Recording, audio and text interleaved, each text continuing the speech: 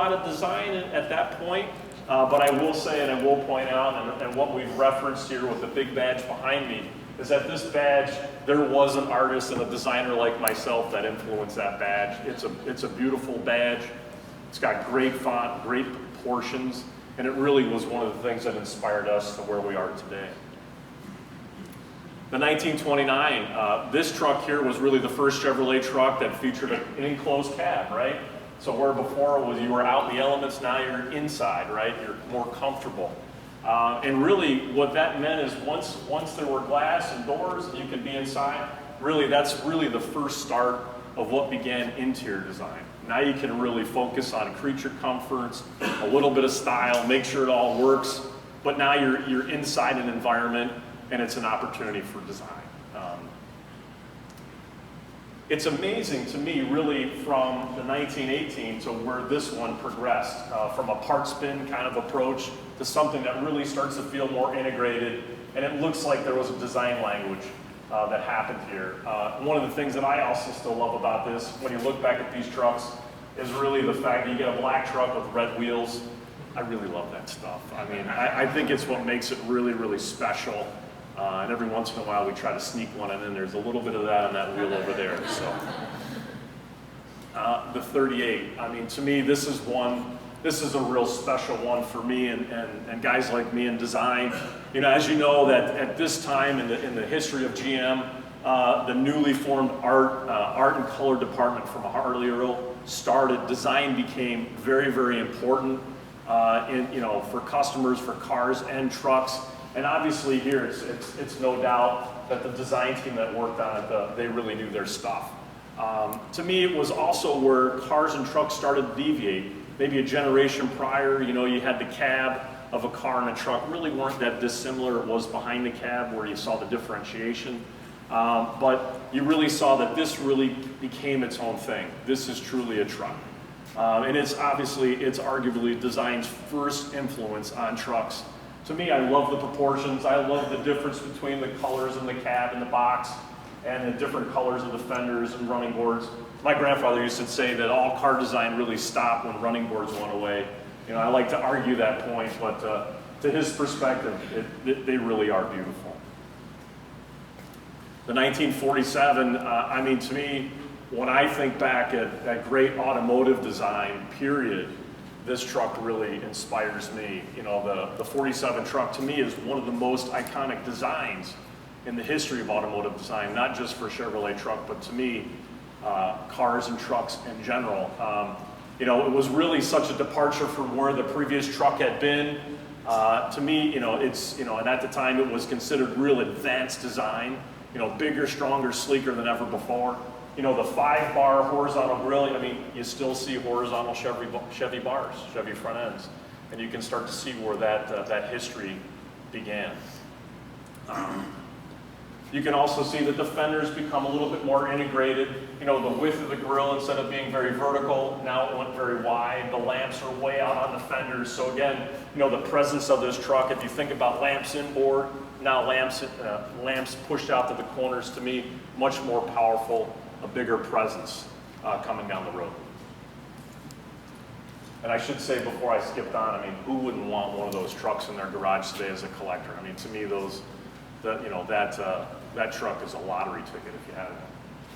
The next truck here, another great iconic truck in our past. This is a 1955 truck. This is known as kind of the task force truck, the cameo carrier.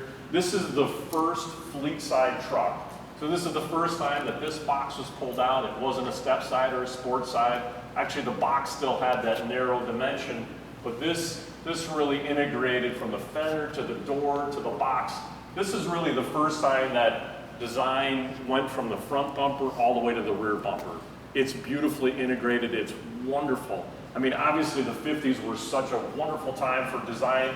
You could see the influence to me. Obviously sitting in probably the next studio was the 55 Chevy.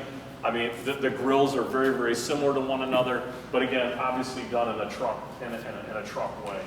I love the curved glass and the reverse A-pillar. To me, this thing is stunning. Another one that I wish I had in my garage. And And really for me, as I mentioned before, a lot of times I kind of think the history of automotive design started about mid-60s, and to me this one's very, very special. This is really the first truck that I personally fell in love with. I love the classic lines of this truck. To me, it's sophisticated, it's beautiful. I think, again, if you think about the previous generation to this, it's a huge leap forward in design. One of the very special parts of this design is really this shoulder element that goes from the front fender through the doors, and this really beautiful taper down through the box, the short box and the long box. To me, as a designer, I really appreciate the effort and the sophistication to get the lines and the surfaces just right. I mean, I think these guys nailed it. There's also some real nice subtleties. You see some of the wheel flares in here. These aren't that pronounced. They're subtle. I think what was also very nice at this time, you're starting to see metallic paints introduced.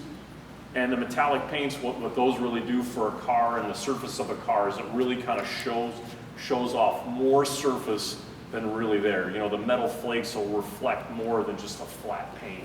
And so to me, that metallic paint really started to show off some of the very subtleties of this design. It's a very special one. Again, another one I'd like in my garage. All right, the next one. Obviously, we've got a beautiful example here. This is, the square body as it's became known. I think this is probably the next one that'll be a hot one in the collectible. So obviously, this is a time to get one of these in your own garage. I should take that one to heart.